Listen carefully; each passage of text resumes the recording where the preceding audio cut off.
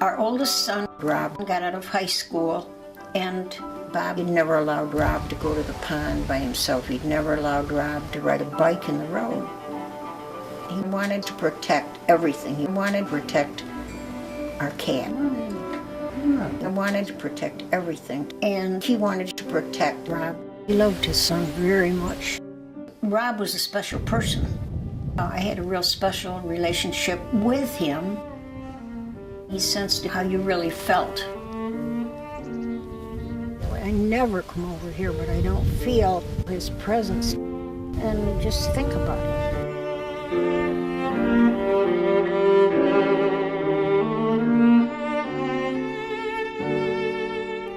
Rob is here. You can hear his voice saying, "Hi, Mom," and just his arm around me, and just a feeling of his presence with me. Just peace.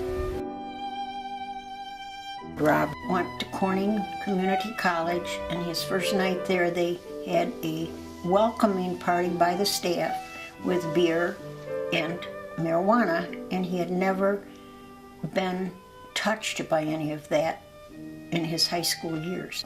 And that was the beginning of the downfall for about 18 years of his life.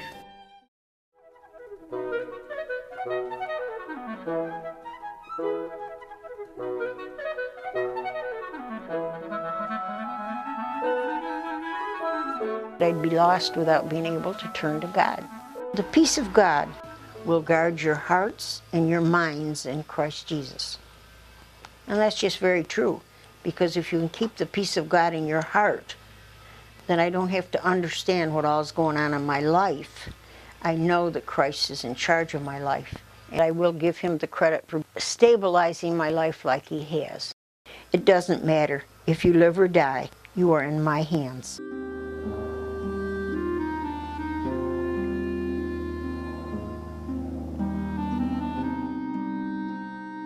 Rob was strong and healthy and tall and handsome. All the kids called Rob Unky Obie. And so this was Obie's house. And we have pictures of him working on it with the rest of the family. Before he was sick,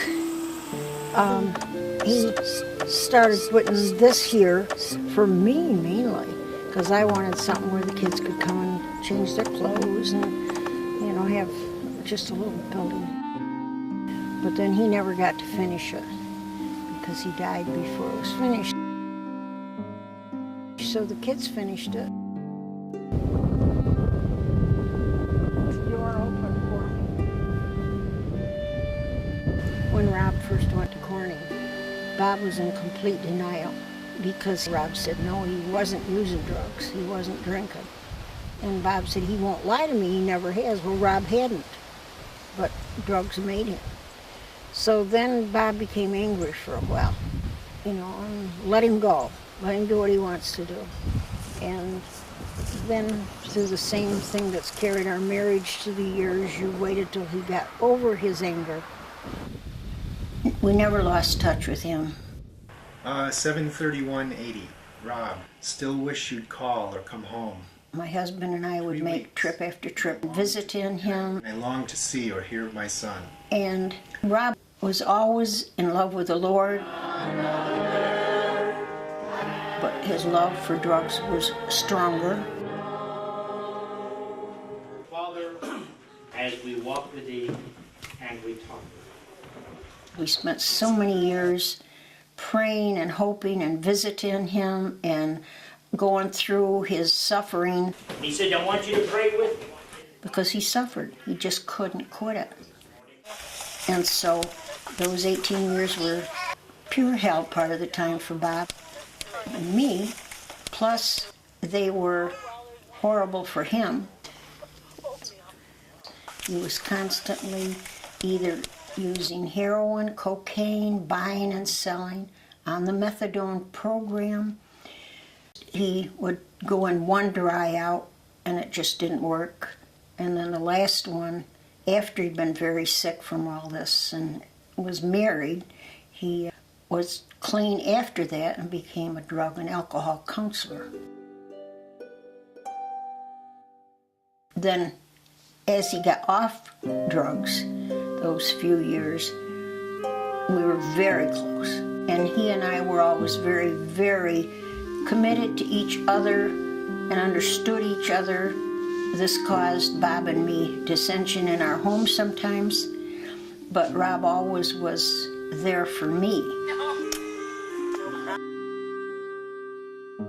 He contacted cancer, and it wasn't only about 3 weeks after they removed a lump that the doctor had told us that he might have 3 months, but he had 3 weeks.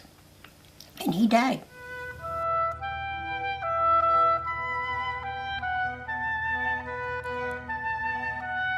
He had been into the pit and into the valley of darkness, and he had come out of that with a deeper appreciation and understanding of life and nature and his family.